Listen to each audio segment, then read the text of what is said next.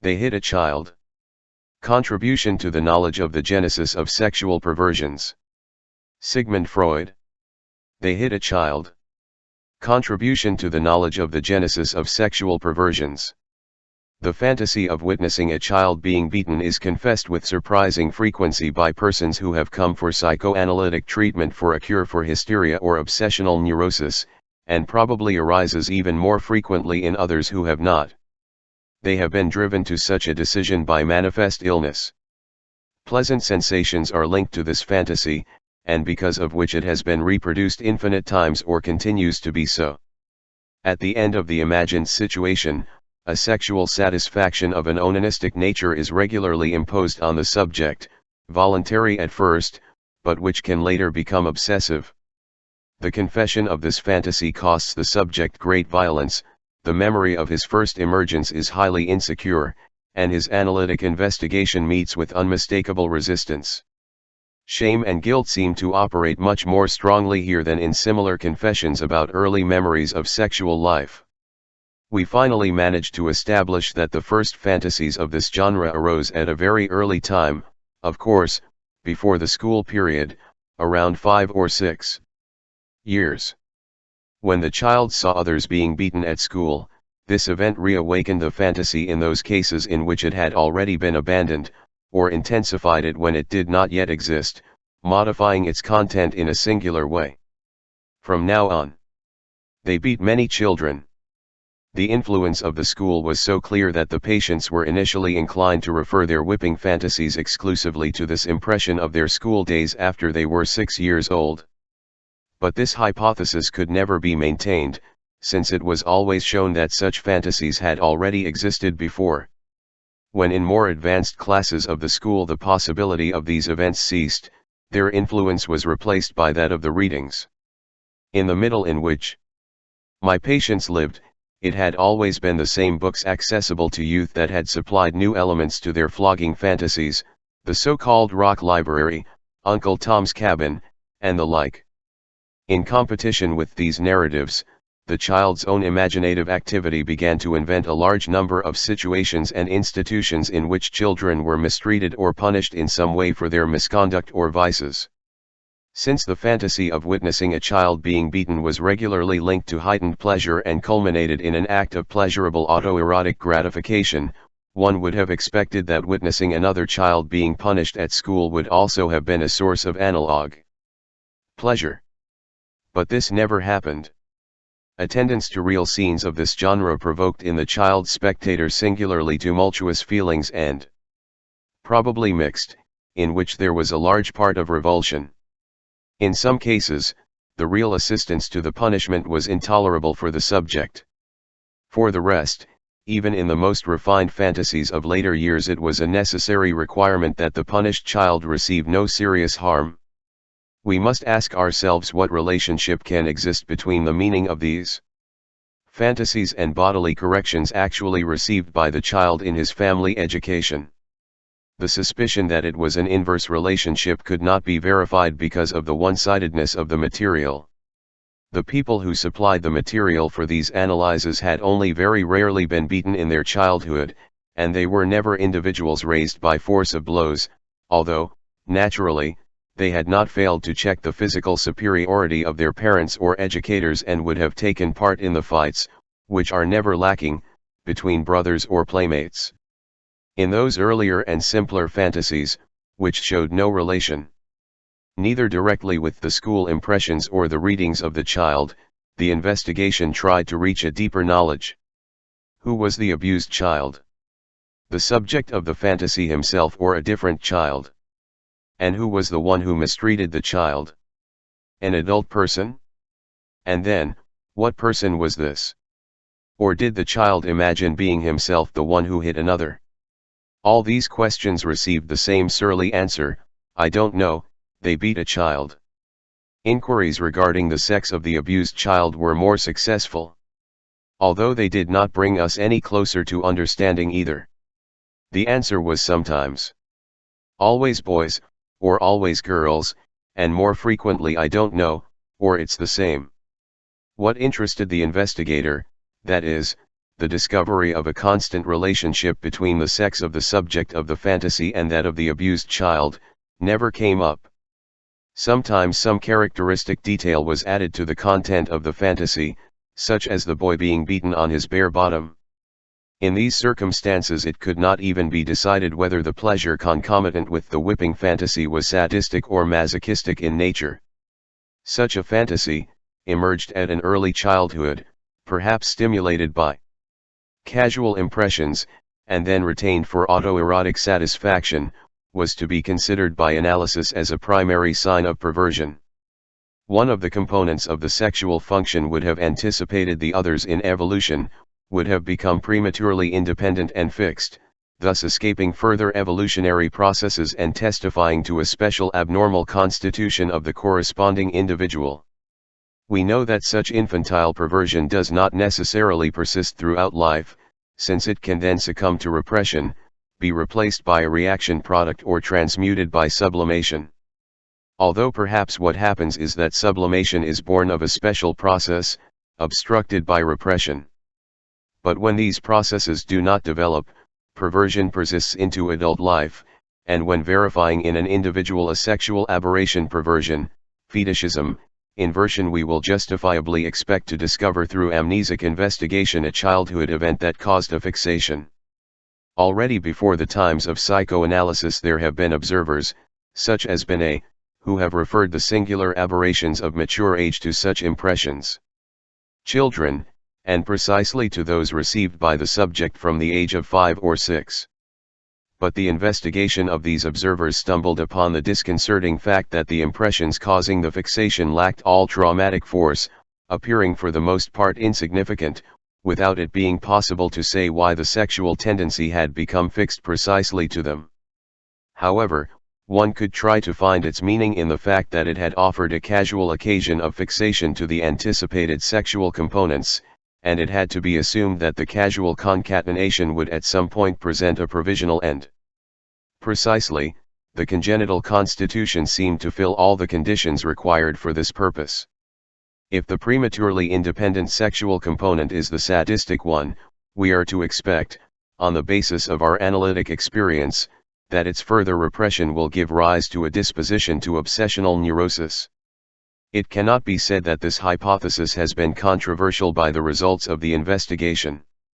Among the 6 cases on whose meticulous study we base this work, 4 women and 2 men, there were, indeed, cases of obsessive neurosis, one of them very serious, another less serious, accessible to analytical influence, and finally, a third, that, at least, it showed some precise features of such a neurosis. A 4th case was frank hysteria, with painful symptoms and inhibitions, and the 5th was an individual who came to analysis solely because of a certain indecision about life and who had not been classified by the general clinical diagnosis or simply included, among others, the psychasthenics. We should not consider that this statistic disappoints our hopes, since, firstly, we know that not every disposition has to continue to develop until illness, and secondly, it will be enough for us to explain what we find before us, without going into explaining at all. Also why it has not occurred. Up to this point, and only up to this point, does our current knowledge allow us to penetrate into the understanding of flogging fantasies. But the medical analyst must suspect that the problem is not resolved by recognizing that such fantasies generally remain alien to the remaining content of the neurosis and find no appropriate place to insert themselves in it. In reality, we can only speak of a correct psychoanalysis when psychoanalytic work has succeeded in suppressing the amnesia that hides from the adult the knowledge of his childhood life between the ages of 2 and 5. This cannot be said too loudly or repeated much among analysts. The reasons for ignoring this warning are easily understandable. Everyone would like to achieve usable results in a short time and with little effort. But today, theoretical knowledge is much more important to all of us than therapeutic success, and those who neglect the analysis of childhood will fall into serious errors. This accentuation of the importance of early experiences does not mean that we underestimate the influence of later ones. But these are already estimated and described by the patient himself, while the infantile ones have to be searched for and returned to their true significance by the doctor. The infant period that extends between the ages of 2 and 4, or the 5 years, is the one in which the congenital libidinous factors awaken and are linked to certain complexes by the experiences of the subject. The flogging fantasies studied here are shown only at or after the end of this period. They could, therefore, very well have a prehistory, have undergone an evolution and correspond to an outcome and not to a beginning. This hypothesis is confirmed by the analysis. The consistent application of it teaches us that flogging fantasies have a very complicated evolutionary history, in whose trajectory almost all of its elements vary more than once: its relationship with the subject, its object, its content and its meaning. To more easily follow these transformations of flogging fantasies, I will limit myself to exposing the observations made in female subjects, predominant in the material at my disposal, 4 female and 2 male cases. But, in addition, the flogging fantasies of men are linked to another topic that we would not want to touch on in this work. In our exposition we will also take care not to schematize more than the inevitable. Although new subsequent observations show us a greater diversity in the facts, we are sure that we have apprehended a not unusual typical event. Thus, the first phase of flagellation fantasies in female subjects must correspond to a very early childhood period. In such fantasies there is something that it remains singularly indeterminate, as if it were completely indifferent. The scant information we obtain from the patients in their first story, "they beat a child," seems, therefore, justified. But, on the other hand, there is something else that can be determined with complete certainty and always in the same sense. The abused child is never the subject himself but another, usually a younger brother or sister, when he has them.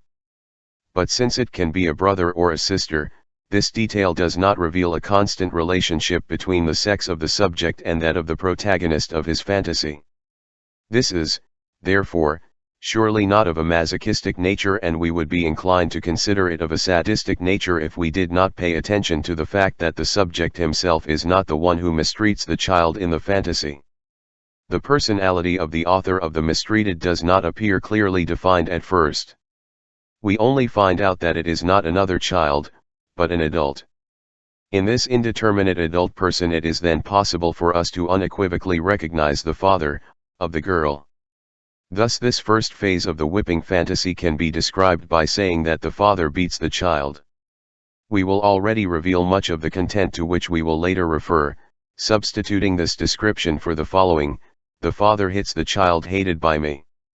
On the other hand, we may hesitate to recognize the fantasy character of this preliminary stage of the later flagellation fantasy as well.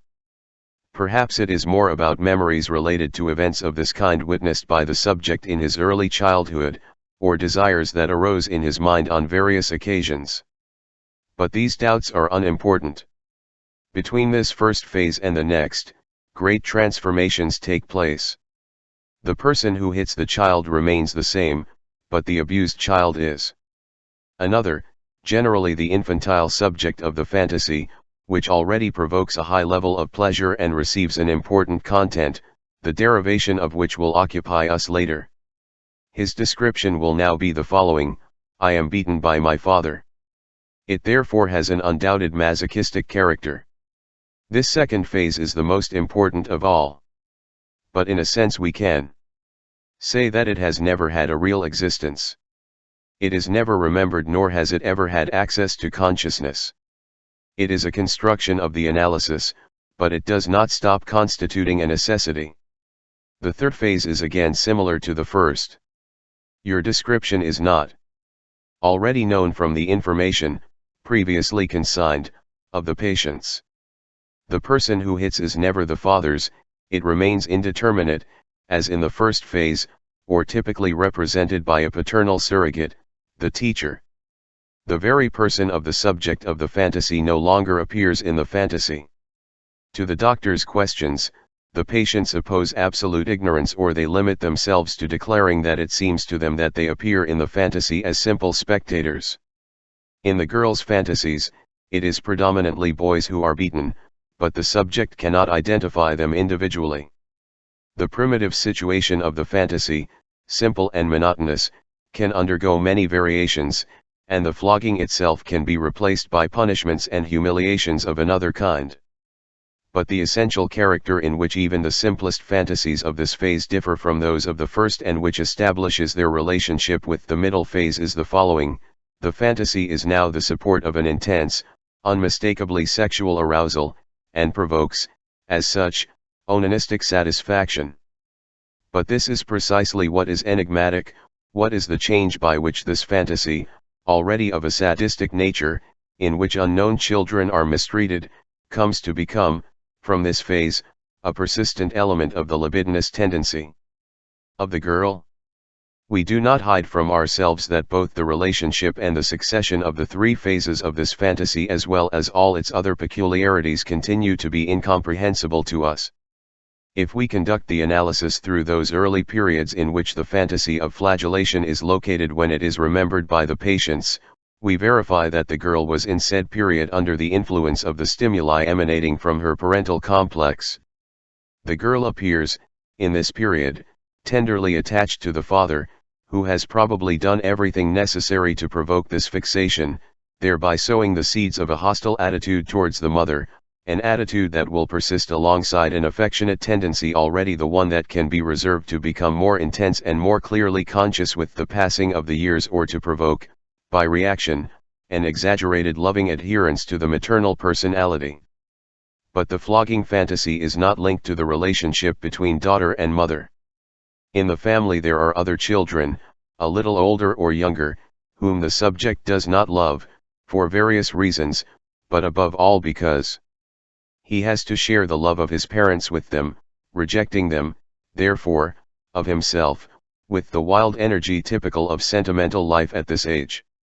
When it comes to a younger sister, as in 3 of my 4 cases, the subject despises her, as well as hates her, but she has to witness how she attracts that excess of tenderness that parents always have for their youngest child. He fully understands that hitting someone, even without hurting him, means a denial of affection and humiliation. Thus are many children who believe they possess the unbreakable love of their parents and whom a single blow makes them fall from the heights of their imagined omnipotence. The idea that the father beats that hated child will therefore be very pleasant and will arise independently of the fact of having witnessed such an event or not. Such an idea would mean, the father does not want this other child, he only wants me. This is, therefore, the content and meaning of the flogging fantasy in its first phase. The fantasy clearly satisfies the boy's jealousy and is directly dependent on his erotic life, but it is also strongly supported by his egotistical interests. We cannot, therefore, resolve to consider it purely sexual, nor do we dare to classify it decidedly as sadistic. The characters on which we are accustomed to base our differentiations become more blurred as we get closer to their origin. Thus, we can paraphrase the prediction of the 3 sisters of Fate to Banquo, and say regarding these fantasies, they are certainly not sexual, they are not sadistic either, but they are the stuff out of which both things will emerge in what is to come.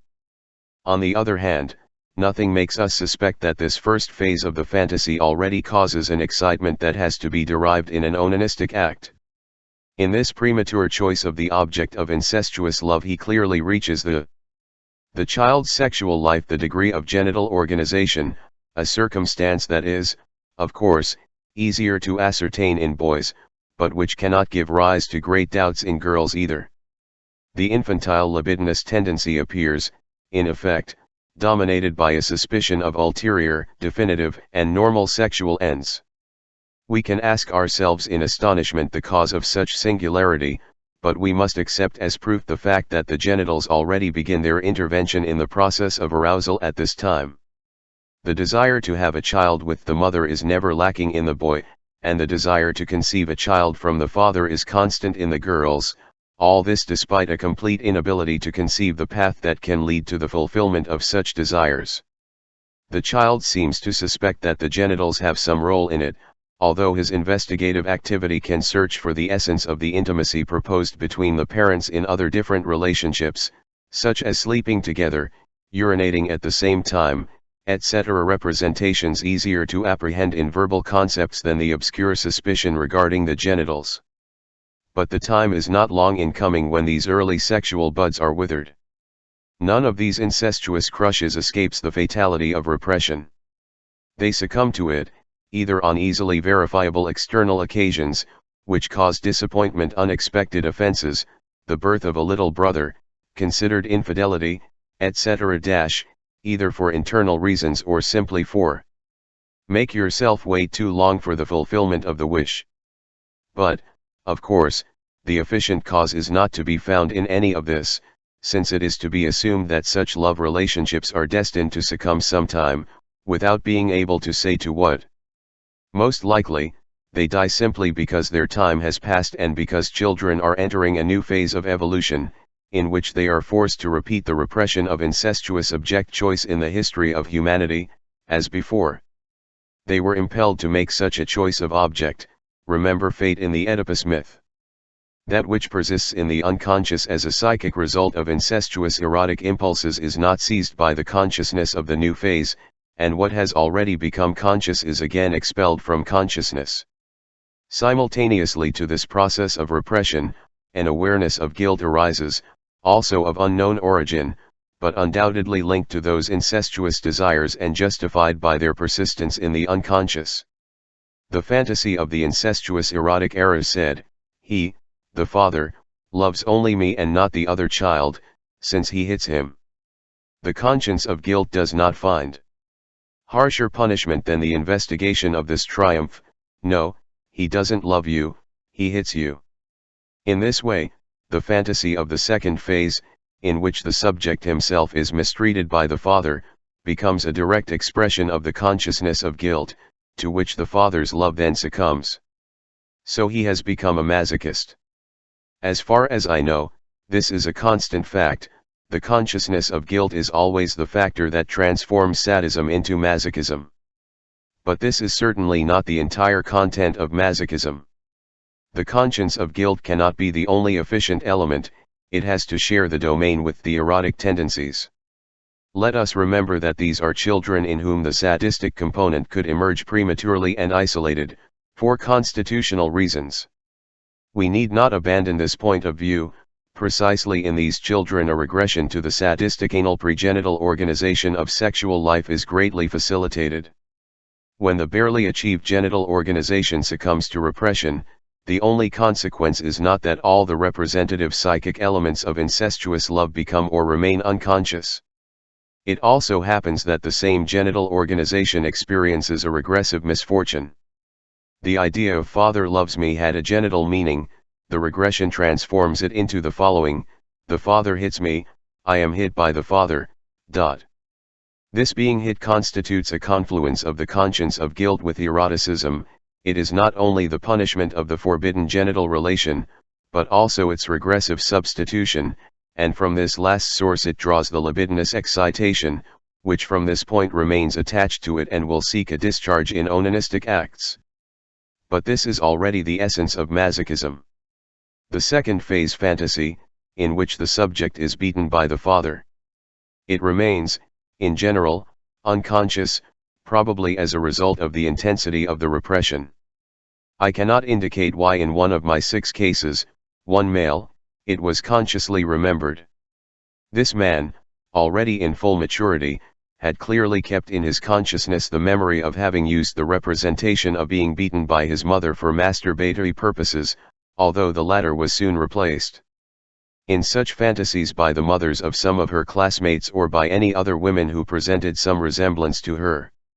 It should not be forgotten that when the incestuous fantasies of boys are transformed into the corresponding masochistic fantasies, a reversal takes place more than in the case of girls, a reversal consisting of the substitution of passivity for activity, and that this greater degree of distortion can perhaps avoiding to fantasy the permanence of the unconscious as a result of repression.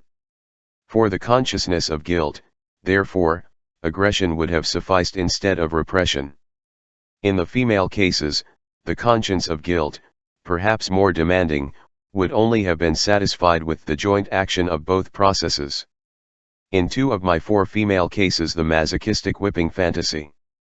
It constituted the basis of a whole series of daytime dreams, very important in the lives of those concerned, to which corresponded the function of making possible a feeling of satisfied excitement, even renouncing the onanistic act. In one of these cases, the fantasy of being beaten by the father could still risk emerging in consciousness, on condition that the ego itself appeared unrecognizably disguised. The hero of these stories was regularly mistreated by the father, and later only punished, humiliated, etc.